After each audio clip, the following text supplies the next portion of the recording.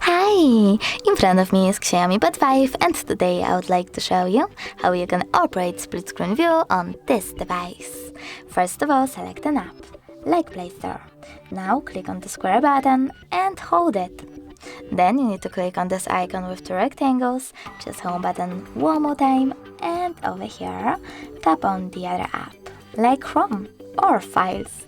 As you can see, now I can use both of my apps at the same time.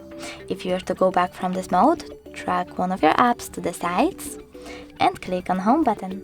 Thanks so much for watching. If you enjoyed this video, don't forget to leave a like, comment and subscribe.